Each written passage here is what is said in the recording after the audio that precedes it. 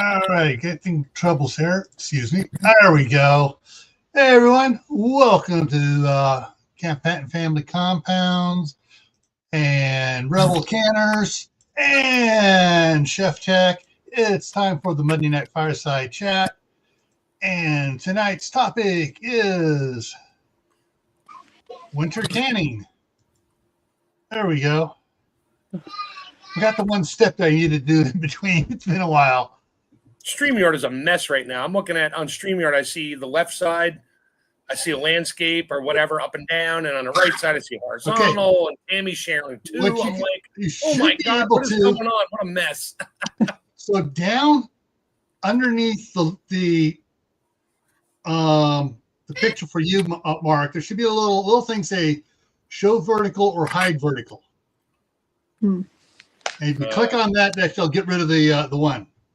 Well, it just makes me do full screen, which I can't see the comments. Yeah. I can't see the comments. Oops.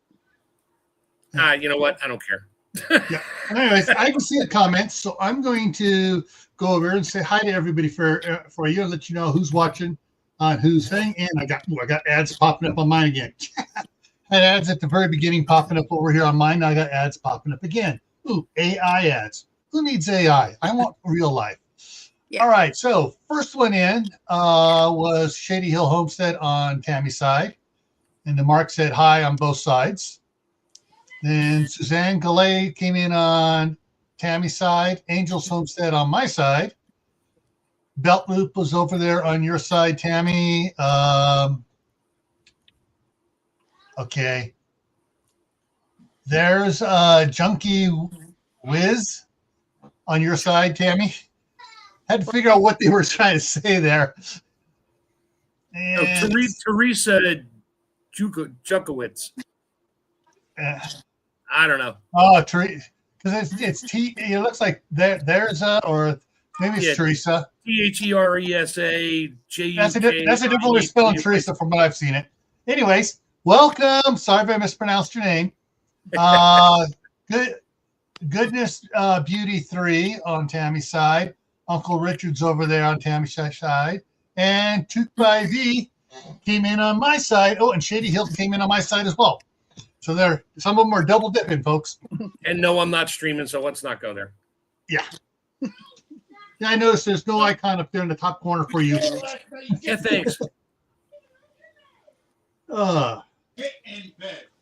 And so why some of the on Tammy's side, one where I'm running and stuff, I pay for StreamYard, so I get all the extra bells and whistles, so I can see everything a lot better, and I can share the screen, share. So I share it so Tammy can stream it. I shared it so Mark, if he wanted to, he could stream it to his channel as well. And yeah, there's a lot of stuff on here now. Well, and I'm sorry, I decided to try to do the landscape. It gave me the option of both landscape and vertical, so. Yeah. I'm streaming twice, I guess. I thought it would just do it once. Yeah, no, you're twice because there's comments on one and not the other. Yeah, it's simulcasting. It's simulcasting to both of them. But as the main host, I see everybody's from mine, yours, everything else. But I can tell Uncle Richard's has a little icon for doing the vertical. Yeah, he clicked on the first one, so he's on his phone. Maybe he might be on his computer. Teresa Jawicki is on that, and Mark, it shows you on Tammy's side on that small one, and Suzanne Gallet on the small one. I moved. I'm on the other one, unless it's on my phone. The other one, and yeah, Shady Hill Homestead on it. Yeah. So when you guys see the announcement, the things come up and the two of them pop up, 30 minutes. Look for the little icon on the notification. It looks like just a little phone in blue off to the right side, and I'll tell you which one. That means you're going to get the screen, and if you click on the one without it, you get the full screen for future reference. Fair enough. So I just figured since it was offered, I'd try it and see what people like. Yeah, that happened on Jaren's the other day. He had two streams going at once, and nobody could figure it out. Now we know. Yeah, so that's what's going on. If you click on the one with and you're not on a phone, yeah, it's going to be very hard. So Anyway, so that's what's new with StreamYard here and what's going on with what we're doing. So Tammy, you messaged back to me some of the things you wanted to cover tonight. Yes, I gave you some suggested winter canning ideas on things I can in the winter. Right. One of the things that I'm trying to bring it up here so I can see it. Let me get a second here so I can get back. There we go. Get it over here on this page. Bring up Fake Book so I can see what you said again. There we go. Yes, I got another monitor over here, folks, and I got another monitor over there, and one right here. Okay, broths, cranberries, oranges, seasonal, meats, butter, all things now on sale. Yeah. Everything on sale. Yeah. Well, the cranberries and butter are two things that are, cranberries you can only get this time of year in North America. Mm-hmm. And they're on sale right now for 99 cents a pack. Grab them. So many things you can can with them. I'm experimenting. I just did steamed grape juice. Yeah.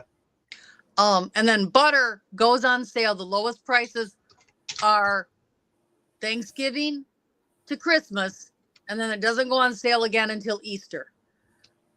And those are the lowest prices you will find all year. So if you want to stock up on butter, right now is the time to stock up on butter. And then obviously I can it, but some people like to freeze it. It freezes really well. But right now, you're not going to find a lower price on butter ever. Yeah, so again. Wednesday is when I'm heading to Sam's Club. And that's one of my things because I finally dug to the bottom of the chest freezer in the shop. And I brought the last 2 4-packs into the house. Yep. So now I need to put a bunch more out there into that one for long-term storage. I picked up butter at Lidl for $2.49 a pound, Ooh. which is it's good. Yep. And then when it was on sale, and the next day after Thanksgiving, Black Friday, nope, it's gone. It was before Thanksgiving. They ended it. Yeah. But don't worry, Richard, I still got like 8 pounds for you tucked away in my freezer. All right. Suzanne made a comment about apples will keep weeks, but not all winter. A couple channels that I was following were showing ways to get them to last just about all winter long. You wrap them in not colored, black and white newspaper print individually, turn it with the stem down, and you put them in a box so they got so they're not touching. I mean the paper patties to keep them separated and stuff, and you just fill up a box and keep it in a cool, dark place, and it keeps a lot longer. One guy claims he gets his all the way through to April. It also depends on what kind of apple. I grew up in an apple orchard. I know people like McIntoshes. McIntosh is a very soft, mealy apple. Yeah. So if you want a good long keeper, you're going to want something like a Granny Smith. You're going to want, even the Honeycrisp would keep longer than a McIntosh. You're going to want apples that are firm and come ripe late in the season. Right. You're not going to want to try to keep a yellow transparent because it will just turn to mush in your box. Yeah. All right. Hang on a second here. I'm trying to see how fast I can find it. Tammy's done a couple videos about canning butter. Ghee. Yes. I do ghee. I don't do whole butter. I do ghee. Basically, the butter I can winds up being a little bit like ghee. You skim all the protein solids that you bring into a boil, and you skim all the protein solids off of it. So it does wind up being a very highly clarified butter. It's not great for spreading on toast, but it's wonderful for cooking with. Yeah. So fun little note, if you are making more than a couple pounds of melted butter and your heat is up, the last one I did, I think 20 pounds in a pot. Here's the problem. Fat floats on water. All those liquid milk solids are down the bottom, and they're trying to boil, and there's a lot of weight holding them down. And when they finally go, it's an eruption. Yeah. It's a pow, and there is a mess of splattered butter everywhere when it does it. So I'll melt mine down until it starts to separate, but I won't boil it. I just want to melt it down until it starts to settle and clarify a little bit. I will scoop 90% of the the clarified butter off the top after I skim the hard solids off. I'll skim that butter out, put it in another pot because there's still going to be some moisture in there because you didn't really get it hot enough yet. The rest of it, I'll let it cook down until that all those liquids start to turn into a solid, and it only pops and sputters a little bit, and then I'll mix it back together. That gives the brie a little bit of a toasty flavor. Not much. You don't want to burn it. And I don't. That's I don't what I do like. mine quite to that point. Yeah, I don't make it brown. I just make it so it's as separated as possible, and then I'll make sure I reheat that to get it nice and hot. And I'll pour it hot in jars, and at whatever temperature it is, usually like 300 or 250 degrees, as long as my jars don't shatter. I'll pour it right into jars and cover them up. I'm done. I think I threw them in a canner once just to make sure. And I don't remember what it was. I think I did it for like 20 minutes or a half hour. I couldn't find any times on it. I just kind of made it up. I got butter on the shelf for the last 3 years. Okay, guys. So some more stuff. So for those interested, so this is Tammy's channel. If you go over here to where it says playlist, and you scroll down, there is the playlist called Milk, Butter, and Dairy. There are 22 videos in there. And that playlist is what you view the full playlist, and canning milk. You can hit the little search thing for her channel and just to put in butter, herb butter, preserving butter off grid, all whole bunch of different ones on butter, and so you'll be able to watch the whole video over there. But she also asks. So what's the shelf life then? 2-3 years, maybe more. Yeah, maybe more. I've never left it that long. I usually use it up between 2.5 and 3 years.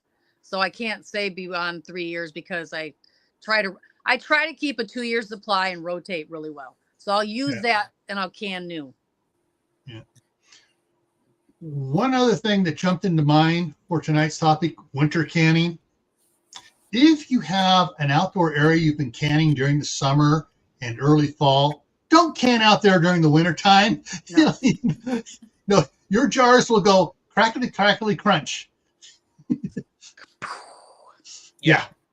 When you do that and you need to buy new canning jars, though, please use my code RebelCanners20 on the Superb website. Yeah, Superb. Yeah, Superb. Yeah. And then don't use those outside. So yes. Just a thought. Yeah. But if you are shopping this weekend, there is a 25% off code. Just make sure you go through my link and then use their 25% off code for Cyber Monday, Cyber Holiday. Yeah. All right. I'll be doing a video later this week on something I canned 2 years ago in November. Taco beans? You call it the cowboy beans. Cowboy beans. Yeah.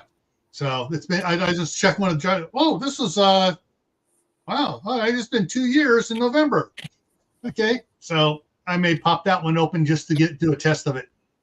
Do it live so we can see. Yes. It's not as good as the 7-year-old peanut butter, but I still got a lot of it.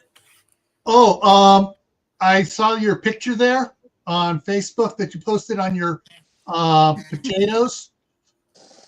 2021.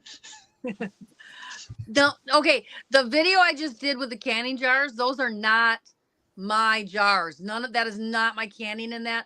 I asked everybody on my Facebook group if they would like to submit a photo that I could do a montage. And so that is all members.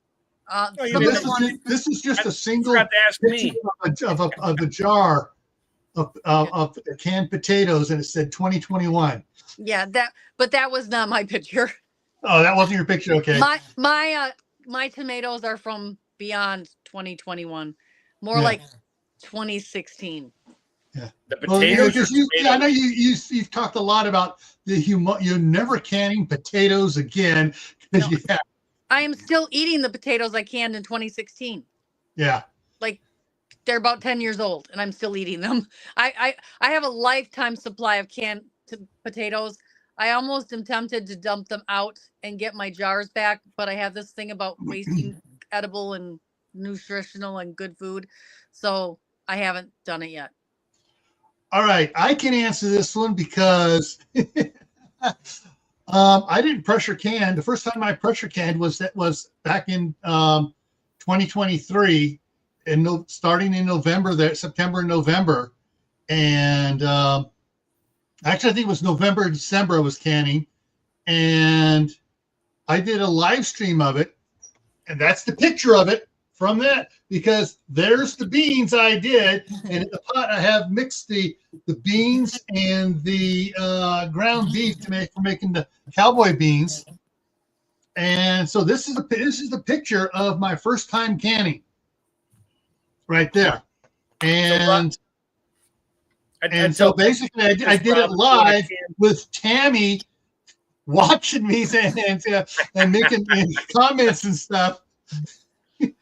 So tier 3 membership on my channel, I will do a personal live Zoom or live StreamYard one-on-one, not all the other people like it is tonight, with you and talk you through your first canning experience.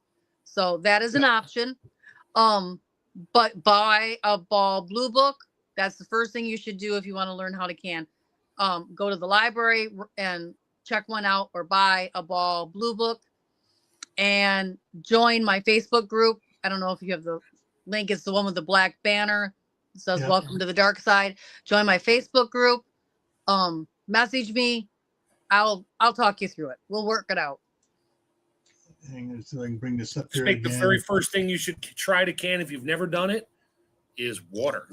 Yes. Yes. Jars of water. That's all you got to do, just to make sure it works. And can I ask what state you're in? I know you don't want to give away your location, but I think Texas Rob. I think he's in Texas. I can't. It is too small for me to see. Well, in my defense, I cannot read it. It's yellow, and I can't, and it's too small. Yeah. Hey, I gotta change my propane bottle in my garage here. I'll be on mute for a minute here. Yeah. Oh yeah. 1, 2, 3. I was saying hi to someone here who just came in on mine. Oh, no, he's not. He's in Maryland. Or Maryland, sorry. He's in Maryland. So he's near me. He's near you. So are you in let's just try to be generic about here. Are you close to the Atlantic, close to the middle of the state, or way out there on the Ohio border? Because if you're somewhere in the middle, get in touch with Tammy. She'll help us get together, because I'm literally, well, I'm not going to say exactly where, but I'm in the middle. Yeah. Sorry, Right. I got a phone call and it booted me right off the live stream. Oh, jeez. Yeah, well, that's center. He says center of Maryland. Oh, well, it's probably right near me. All right. Angels has a. How do you feel about electric pressure canners? I love them. I have one. It is the Power Pressure XL. It only does 4 pints, but sometimes that's all I need. Yeah. So I really like it. I haven't tried any of the other models. If they want to send me one, I'll try them. But I did really like the Power Pressure XL. Yeah. Yeah. I can't remember. Trying to remember what is. That's a little far out for me there, Texas. I know exactly what you're saying there. Yeah. The one that's a pressure canner, pressure cooker, steamer. It's electric. It's something or other pot. The Instapot. Instapot, yes. That's not a real electric pressure canner. Yeah. My wife has does jams in that, because she doesn't fire up. Doesn't want to fire up the outdoor grill, and the chef camp chef to put it on to do it. But she only does that here because I have it set up here to do it nice. Yeah.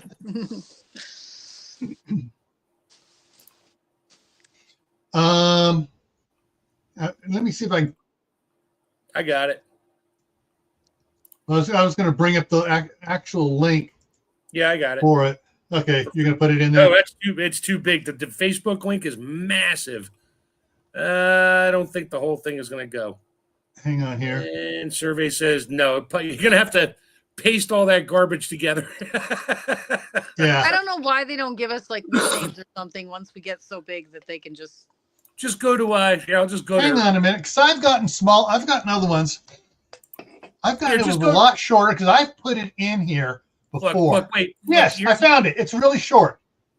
It's really short. Here it is, coming in here.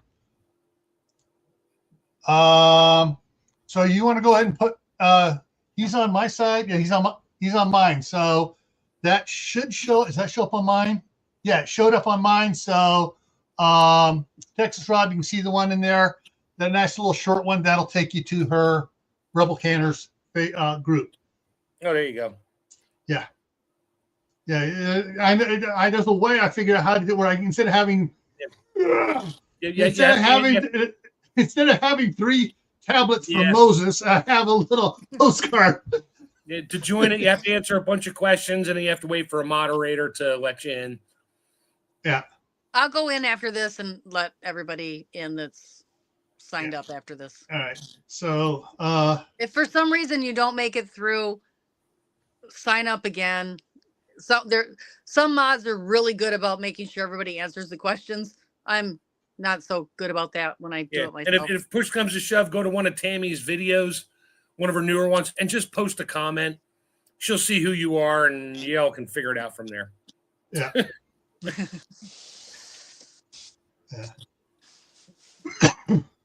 All right. What interesting thing here, and this is where I'm like Texas Rob, kind of scared on it. Let me hang on here. Don't show that picture. You show that picture, Tammy's gonna shut down and never talk to you again. No, not that picture. Where's my soapbox? No, Exactly. It's like all right, like Texas Rob said, he's kind of scared on it. I have a bunch of baby sweet pie pumpkins. Ooh. And I wasn't sure about because right now, for the last couple of weeks on your Facebook page there, everyone's talking about canning pumpkin. Mm-hmm. It seems everybody's posting questions, pictures, doing chunks, doing puree, doing whatever. Okay, my cousins over at Libby and McNeil. Yeah. Yeah. Okay. They can puree. Now, their puree is usually a lot thicker than my puree. They say it's a density issue. You cannot can pumpkin puree because your puree might be too dense. Might be. If you can can it commercially, you can can it at home. Yeah. So I've done it both ways. I've done chunks that drained them and then pureed them. It's actually quicker and easier to do that, but it does take up more jars. But I'm doing some pumpkin butter, and I don't care that it's pureed. We're going to eat that really soon in the next 6 to 9 months. And I know it's not thicker than the store-bought commercial. So that's my theory on it. My kitchen, my rules, I still can pureed pumpkin.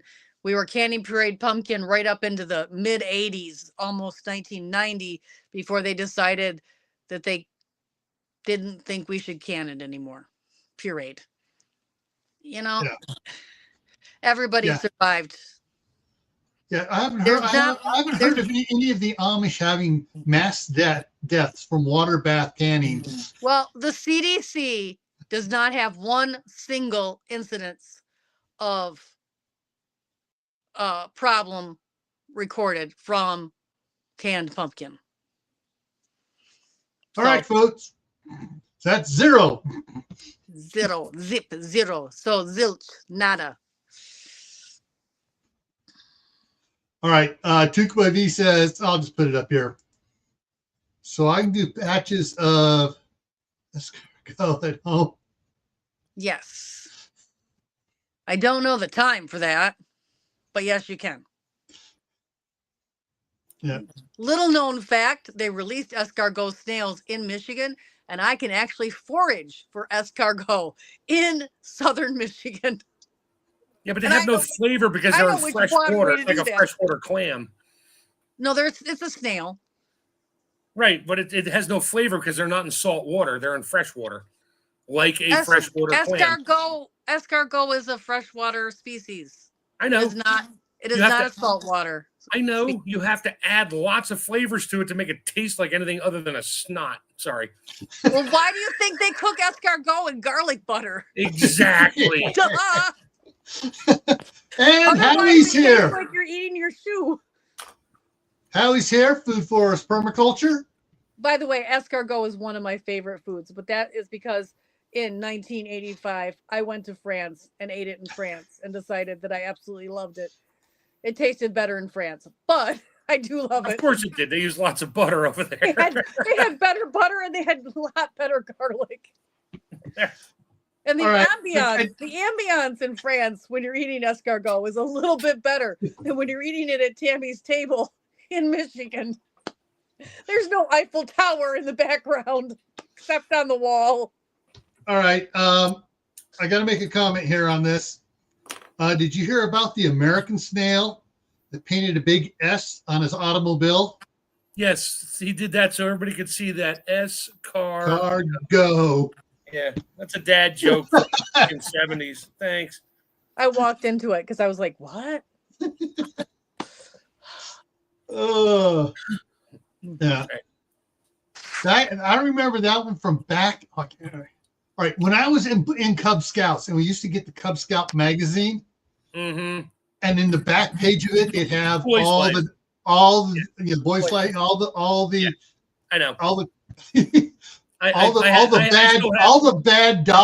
dad jokes. I still have one where it's a picture of a car driving one way with a canoe on the roof and a canoe going the other way with a car in the canoe upside down. Yes. Whatever. So back to canning. Yeah.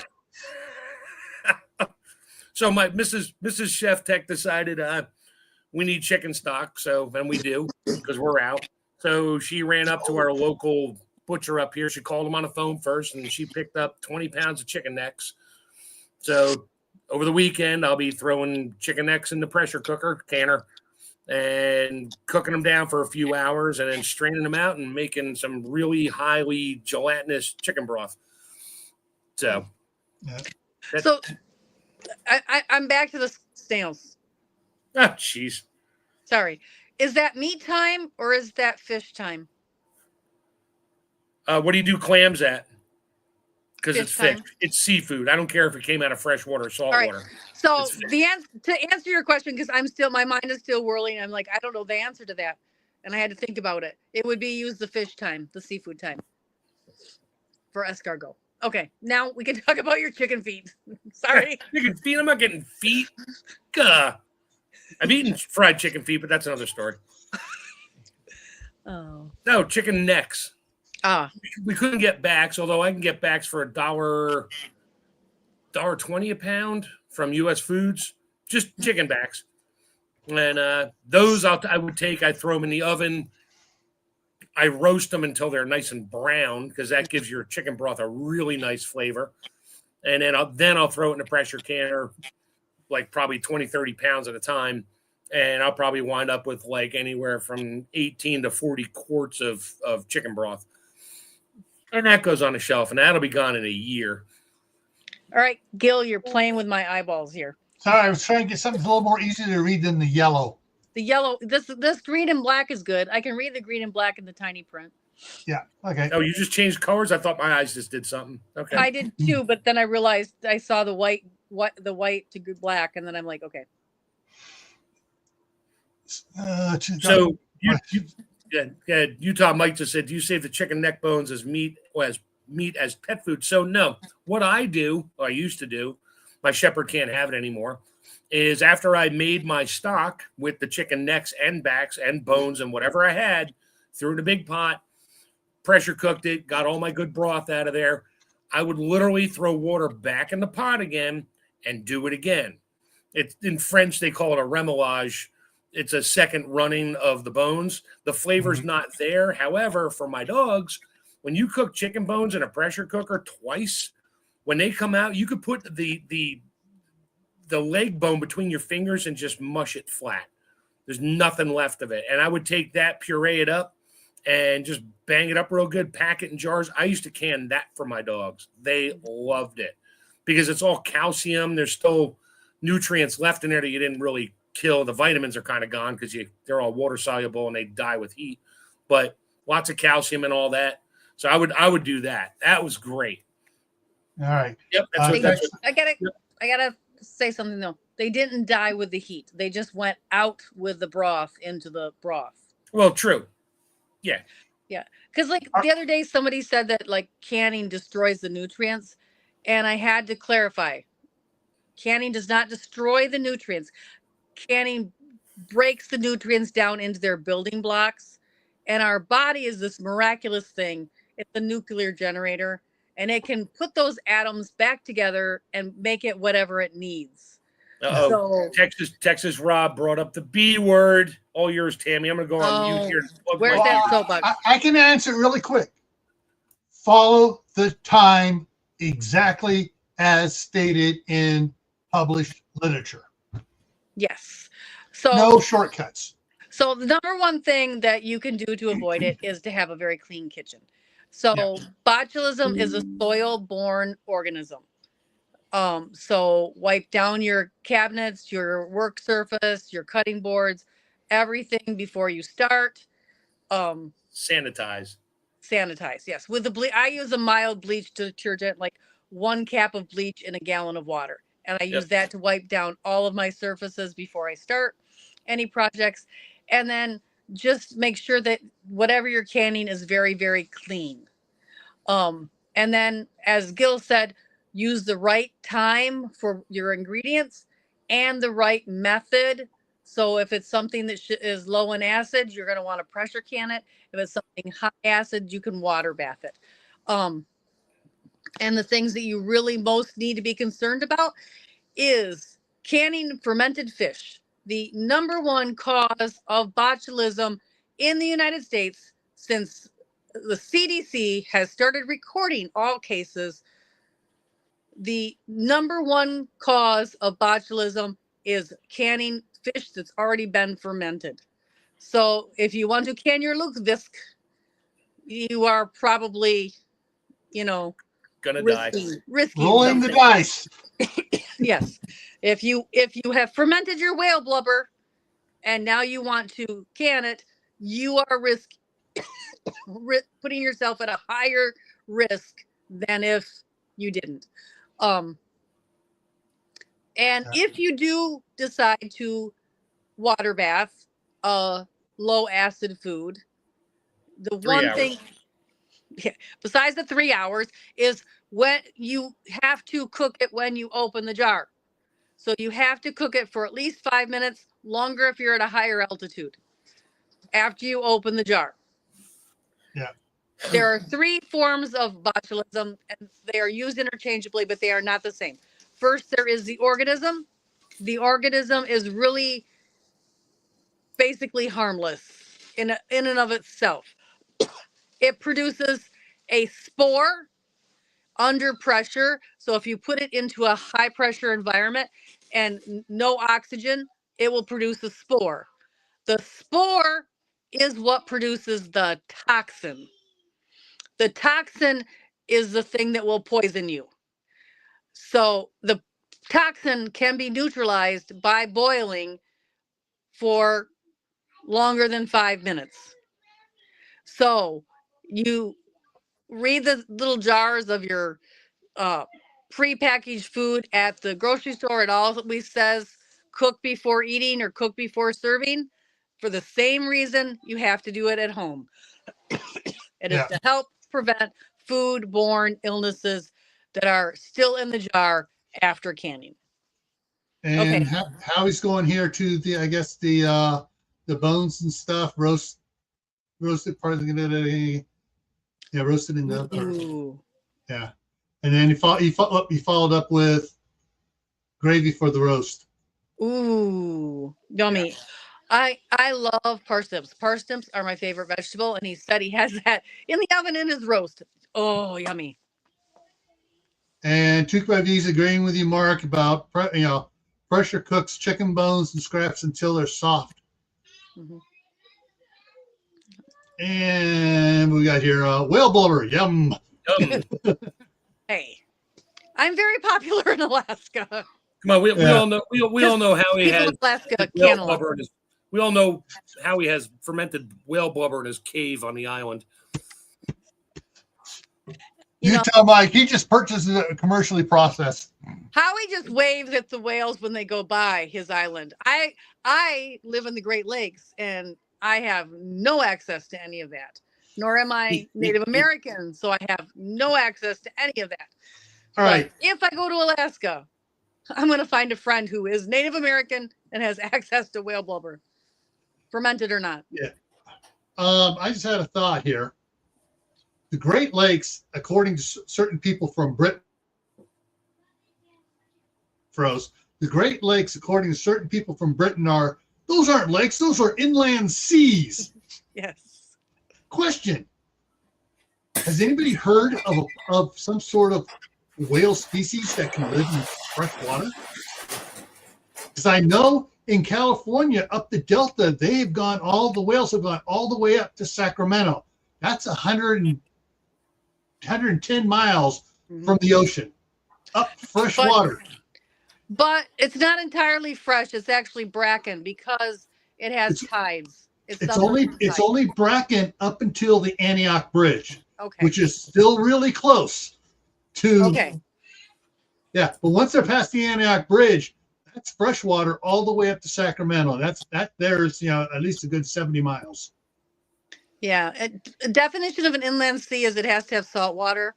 So we do. I mean, if you filled up your Utah Salt Lake Basin, that would be an inland sea. That's way salty. That's way saltier than the ocean is. Yeah. But there do not have any whale bones ever found in the Great Lakes. So I don't think whales have ever made it there. Far. Don't you have a Great Lakes Loch Ness monster up there? I know there's stories. Nope. But they don't they have sea life that comes up in the St. Lawrence Seaway? And could come very close to coming up. Yeah, well, they have a lot of sea life that hitches a ride on the tankers that go in, along with other kinds of nasty life forms that they dump when they get there after they're in the ocean for a stupid amount of time. Yeah. I was just kind of wondering if they could survive in fresh water. What would happen if somebody were to, and if it was an endangered species that could survive in fresh water, what would happen if they were transported into the Great Lakes where nobody would be hunting them? You mean like what, the Delta smelt? No, I'm talking about whales. Yeah. I don't know, but if you could make me some freshwater dolphins up here, that'd be great. I think there in lies a buoyancy issue between saltwater and freshwater with whales. Could be, yeah. Oh, you might have a slight issue there. Yeah. I know, science. Sorry. The science guy speaks again. Yeah. All right, just thinking here, but back to winter canning. Yes. Definitely stocks, soups and stocks. I do mostly stocks. Meat. A lot of meat goes on sale. Meat. Yeah, I've seen from the garden. I'm thinking from the garden. There's a lot of the winter squashes that are being harvested now. Yes. Yeah, butternut. I made butternut for Thanksgiving, and yeah, so butternut. Let me throw heavy cream in it and thin it out and turn it into butternut soup. She hates cream soups. All right, according to 2 there are freshwater dolphins. Yes, that's why I said that, because the freshwater dolphins live in the Amazon in the rivers. So bring them to the Great Lakes. They're pink. That's pretty cool too. Yes, stews, canning stews, all sorts of stews, chicken stew, turkey stew, beef stew, pork stew. Vegetable stew with just like Yeah. again, So the butternut Tammy, squash. what do you pre-thicken your stews with before you can them, or do you thicken them afterwards? Instant mashed potatoes. Okay. Afterwards. No, Mm. during. Before. Okay. I can't. In order to make them thick, I put in a couple teaspoons of instant mashed potatoes in each Yeah. quart.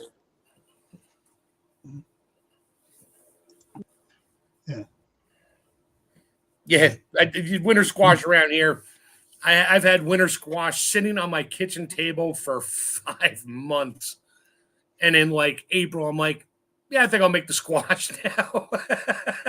If and it's fine. if someone could send me the seeds for the Seminole pumpkin, that is the one that is the longest keeper. But unfortunately, I don't think I have a long enough growing season to grow it. But the Seminole pumpkin can keep on a shelf in a regular room for almost 2 years.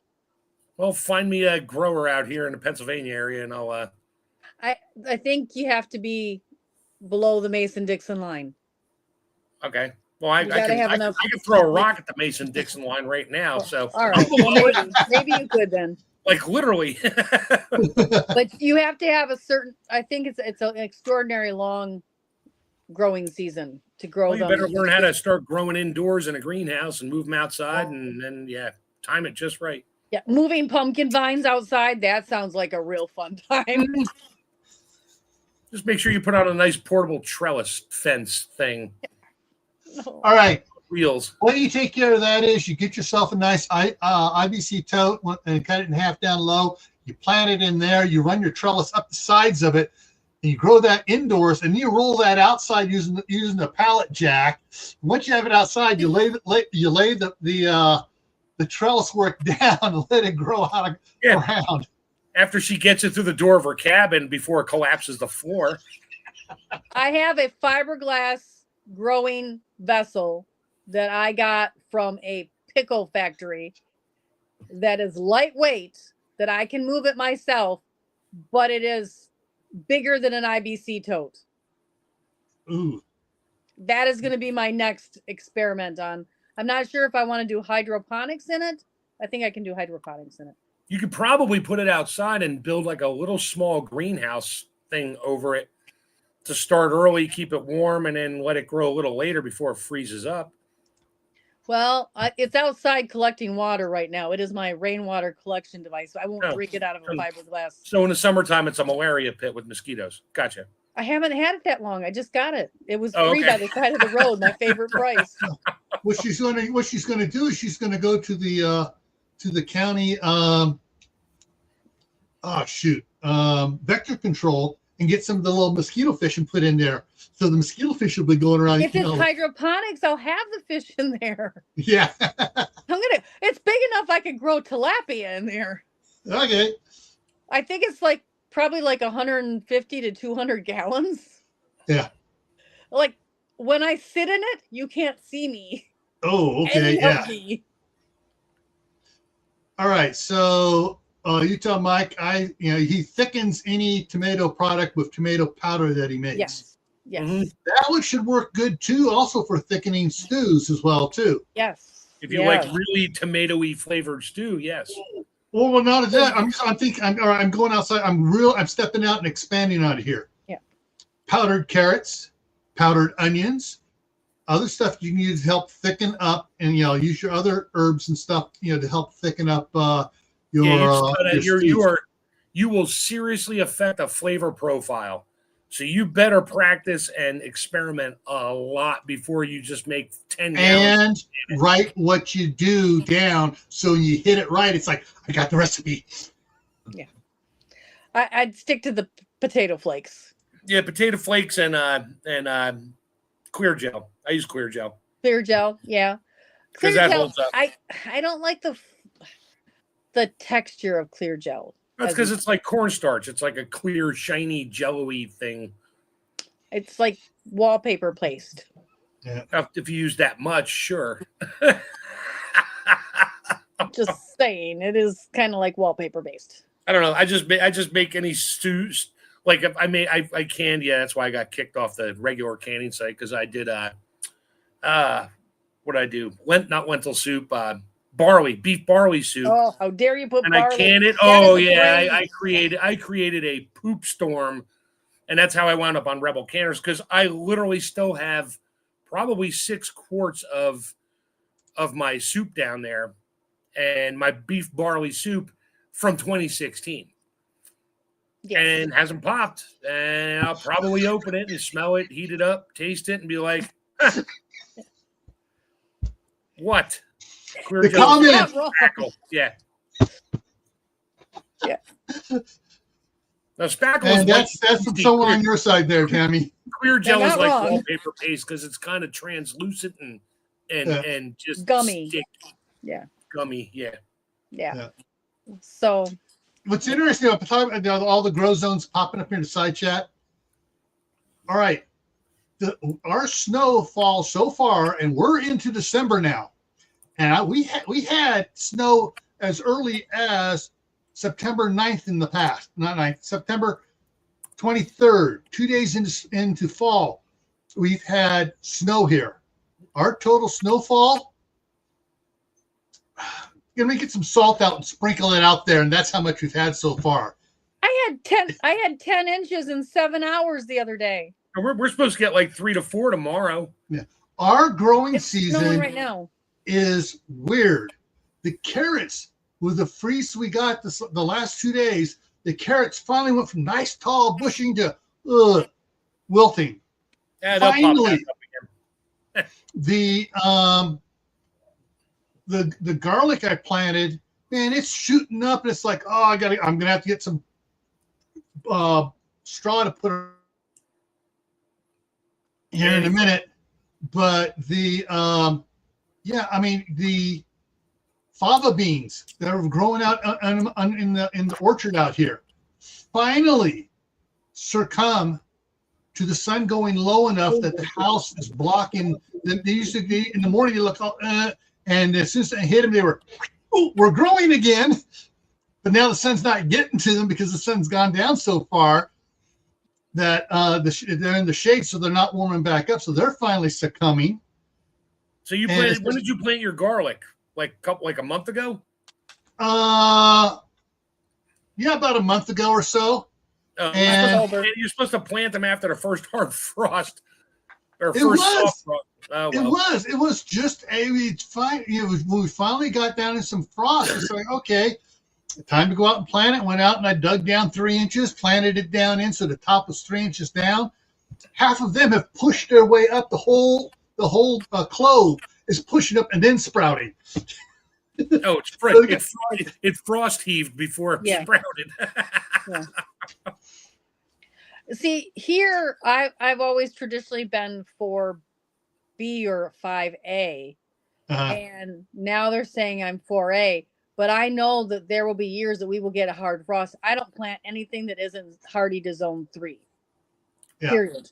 Yeah, I'm in 5A/B. Depends on which side of my yard I'm on. Yeah. Well, see where I got my garlic planted is right outside the window here in the IBC totes, right up against the house, and they're planted on right along the side there close to the house, so they're not getting quite as cold as they would if I planted them out in the orchard. Yeah, they're in a microclimate. Yeah, until snow falls on them, then they'll be cold. Yeah. But I mean, it's like the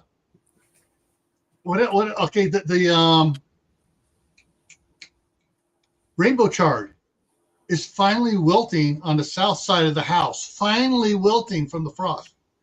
So I discovered something this fall. I have never eaten chard before. And I'm not into those kinds of vegetables. I'm really not into green vegetables much. I was forced to try some Swiss chard, and I absolutely love it. So I would have been converted. I'm going to plant Swiss chard this year. What was the chard cooked? Because most chard is cooked with pork fat or smoked pork. Whatever. 2 things for chard to make it good. One is when you cook, you steam it. You don't pot it. You just kind of do it in a steamer. As soon as you take it out of the steamer, you put butter on it and a little bit of wine vinegar. Is that better than raw? Because I like it just raw. Like, Oh, go for like it. my youngest son, he has like, I don't know, 10 or 12 different vinegars. And he experiments on his chard and spinach. Mm. He, butter, then he gets all butter all melted in it, and then he whatever types of vinegars you want. And sometimes he'll sit there and a little bit of this and a little bit of that, mix it all up, and it's like, okay, why aren't you? Do we need to send you to culinary school? He goes, no, I just know what I like. Well, I have 8 different vinegars brewing right now. Cool. So he and I would get along well. Yeah. Someone call the Ozone Annies and tell them to look outside. Yes. And Here comes you winter. you tell Mike has a lot of dehydrated Swiss chard powder. Yeah. I have freeze-dried lemon balm. Ooh. Ooh. I haven't crumbled it. It's just whole leaves, so I'm going to use it for tea. I need some. My lip is splitting right there. What happened to the stuff I gave you? Did it die? It's frosted over already. It's snow. Did I not mention it's under 10 inches of snow over there? Yeah, but as long as did you plant It's it out next at the- to? It's Next out to at a the building? property and I'm in town. Oh, okay. Did you plant it next to the building so at least it gets a little bit of I don't know? Yes. Okay. We'll I see what planted- happens in the spring then. There was enough. I planted it everywhere. Good. Something should stick somewhere. Did it grow a little bit more after you planted it and maybe went to Yes. seed? I hope Perfect. so. I don't know if it went to seed, but I hope so. I think it's tiny little flowers. They're cute. Yeah. Oh, the my peppermint and spearmint in the back on the north side of the house is the stuff on the south side of the house. Oh, it's still growing. Go, oh yes, that sun. We love that sun. Oh, yes, we're growing. That's what my lemon It's balm is. December. Usually it's all dead. After I cut it off, Get out there and yanked out a harvest some ton of it for fresh. Tammy. I ran the weed whacker around because I couldn't deal with it anymore. So, of course, my yard smelled amazing. And I ran the weed whacker mower over it. So they're just little short stumps. And that's probably why they keep coming back in the spring is the roots are so strong under there in the clay. I mean, it is clay backfill. That's what they grow in. There is no soil there. It is just all the crap they threw back along the side of the house when they built it. And it just grows. It just won't stop. Yeah. Well, All it right. is in the mint family. Yeah, that's the other. We used to think it was mint until I started smelling. I'm like, it smells like lemons. My wife's like, that's lemon balm. One of my daughters planted a single lemon balm plant that she bought at the store probably 20 years ago on the side of my garage, which never gets any sun. And somehow it survived and crept around. Now it's just all over my whole back area right off the deck. I mean, okay. You want some lemon balm? Sure. Let me just get the scythe out and bail it up for you. Go right ahead. I'll take it. Mhm. Yeah, he coppiced it, and the problem with anything in the mint family, it can grow from a cutting that just drops on the ground. Yep. I might put some out at the property. I haven't decided yet.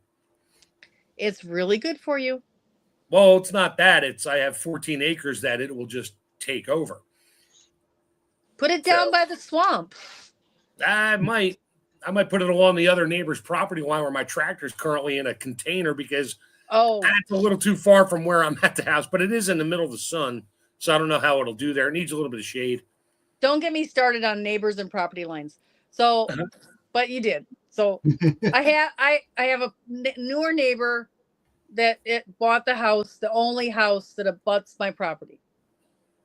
And I have the place surveyed the minute I bought it. I have some stakes put in the ground where I planted trees 2 and 4 feet from the property line. Mm-hmm. Well, there's only 1 row of trees left. So somebody took out my stakes and wiped out those trees. And they've been mowing over and over and over. And the guy bought the property, moved in. I haven't been out there in a while. And he thinks those stakes mark the edge of the property line. And I keep trying to tell him, no, that was 4 feet in from when I did the survey. And I backed around and I backed just over onto the mowed part. He came just trudging over with his gun, all grumpy. you have to stop backing out onto my property. And I'm like, dude, I've told you that stake right there marks either 2 or 4 feet mark from the property line. I was not on your property. Just because you're mowing my property does not make it yours. He's like, well, I'm going to go get a survey. And I'm like, Good. I think that will be a great idea. He And he goes, wants- I'm going to put a fence in. I said, that's an even better idea. Yeah. Now, mind you, when he puts a fence in, it has to be 12 inches on his side of the property. No, 1 foot. Oh, yeah, 12 12 inches, inches, 1 1 foot.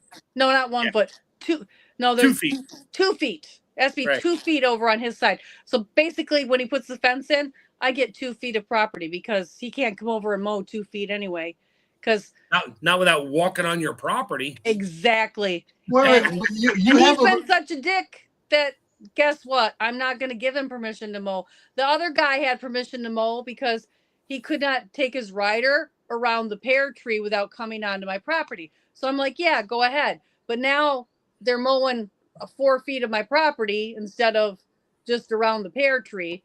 So now That's we're right. done. Let him put a fence up and put in some morning glories. A lot of them no Well, morning I had glories are planted. devil's plant. on his side on the fence. That way, It it doesn't covers- matter. It'll be on your side in no time at all. Yeah, no, I got them in my backyard, my garden too. So I had planted lilac bushes, 2 rows of lilac bushes to separate my property, basically a living fence.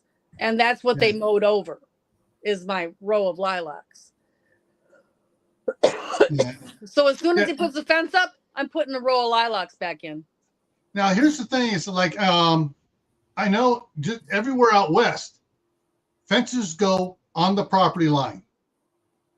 But not here. You have to be on your own side. unless you have an agreement with the other landowner to put it on the line, we have that. I have that between my house and my next door.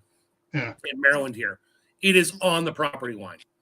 And when Yeah. when the neighbor passed away and the new neighbor came in, he's like, "Oh, so I have to deal with you. You're using 1.5 or 2 feet on my side." I was like, "No, actually, these fences were put in when the houses were built, and they put them on the property line." I said, "So call a surveyor. I'm not doing it. If you want to survey it, knock yourself out." Yeah, he's going to be very upset when he does the survey and finds out he loses 4 to 5 foot of what he thinks is. Yeah, well, actually, he owns the. Maybe it is on his side because he owns the fence because it's a split rail. It's falling apart. The only thing holding it up is my anti-climb cowl panel wire to keep the dog in, Yeah. and that's stapled in. So and everything's stapled to everything. So that's the only thing structurally supporting his fence right now. Yeah. Whatever. All right. Any other last things about winter canning? Any other last thoughts on winter canning? Canning season is year round. That's Yes. my thought. Canning season Yes. is year round. I like to do winter canning because I don't mind when the house gets a little extra warm from the stove. Exactly. So Yeah. we Yeah. do. I do. Like we're due to make our. My wife has a Puerto Somebody Rican. else mentioned that did a lot of canning in the wintertime in the Yep. in the chat. We're due this year. We're gonna do it. We're out of our. She makes a. She grew up in northern New Jersey in the city, and she has recipes for what she calls them Puerto Rican pink beans and Spanish black beans, and we're out of pink beans, and she's mad. And that's a. We spent 3 days refining the process so I can can them. Not over soaking the beans, but they needed to be big enough, and it was just a lot of work. She's got it all written down, and when we do it, I'll get like 80 pints of pink beans, all ready to eat. Just throw them in a pot, heat them up, and throw them with the rice and the pork, whatever she's making. We're good. So All right, that winter. quick question for everybody. What do you have for Christmas dinner? Prime rib. Ham. Ham. All right. I don't think we eat pork anymore. We've always done ham and stuff. Leftover ham. Oh, that can become a great Split ham pea. and bean or split pea soups. So can some soups between Christmas and New Year's. What do you usually have for a New Year's party or New Year's Eve party meal? You got to have black-eyed peas. Good luck. I don't know. What? Chips and dip and whatever we feel like eating, and that doesn't get canned. So Yeah. growing up, we went to my brother-in-law's house, and they always had pickled herring, smoked oysters, shrimp cocktail. Yeah, New Year's Eve it gets I pickled can't have herring those or foods herring anymore. and Yeah. cream sauce. Oh, Yep. usually we'd either have pizza, or we'd go with quote U.S. Mexican food, burritos, tacos, just a big 40 taco shells sitting out there. Yeah. Ooh. Pile of lettuce, pile of diced tomatoes, ground Yeah. beef, all Big old, seasoned up, big all bowl kinds of ground beef. Yeah. Yep. We Okay. also on that note, when my son was younger, he loved Mexican food, and a lot of people around Christmas time will make tamales and sell them out of their homes here. Yeah, around here And too. they are very authentic and very delicious. Yeah. And we always had tamales as well. One of something that I have canned. I've canned just taco meat. So Yep. ground all the hamburger, taco seasoning, extra garlic powder, whatever. Canned it up, put some beef broth on it, and canned it. So that's something else you can, I think I still have taco meat from 2019. I got to use up. I have a lot of stuff to use up. See, I do a lot of that canning in the winter because it heats my house. And then in the summer, when I want a quick meal, because I'm busy, I can just open up a jar, heat it up quick, and it doesn't heat up the house. Right. So, okay. So let me look at something for next week. Let me get the topics up here. All right. So coming up here, are you going to be going live during the week? no, I'm Okay. working. I've taken on a third part-time job. Okay. So Fourth for me, part-time job. on my other channel, Gray Man Prepping, Gray with an A, at noon Mountain Time, which will be 2:00 Eastern Time. For Tactical Tuesdays, it's lessons from history applied to you. Not sure if I'm going to do the midnight run this coming week. Friday, You're trying to get back to what you were doing before. Okay. Gotcha. So Friday, you're going to talk about pole barn evolution. Okay. For those that have, for the homestead, that be here on Camp Patton for Friday night on the homestead. Survival Saturday is, we're going to kick back in on that one after 2 hours after Shadow Scout Swede gets done. I'll probably be on his live stream for that as well. And that's going to be after your home is destroyed, what are your plans? So we're talking about the what if and after plans. Next Monday, soup mixes. Ooh. Soup mixes, dry canning, jar, vacuum sealed, bags, whatever. Freeze dried. Freeze dried. Any way of storing soup mixes. We're going to talk about soup mixes, whether they're dried and if you want to go ahead and make them wet and can them. One more thing, Amazon right now has I can't think of the brand, Augustin Farms. If you don't freeze dry your own vegetables, Augustin Farms has a special right now. Today probably is the last day because it's Cyber Monday. $14.95 for one of their big number 10 cans of dehydrated vegetables. You're going to need that for next week. Freeze dried or dehydrated? There's a difference. It's freeze dried. It's $14.95. Don't make me stand up in my Freeze soapbox. dried. It is freeze dried. It's Augustin Farms. They freeze dry their stuff. Yeah. I freeze dry my own. It's got a 20-year shelf life. Cool. All right. Well, that's minimum 20-year shelf life. Some of the stuff is a lot longer. Well, if we open it up to make the soup mixes next week, it's going to be 20 years. That's all I'm going to guarantee it. All right. All right, everyone. Thank you for coming in on both sides here to watch us. And I'll see you tomorrow on Gray Man Prepping. We'll see you next week here for soup mixes. Take care, everyone. Have a good night.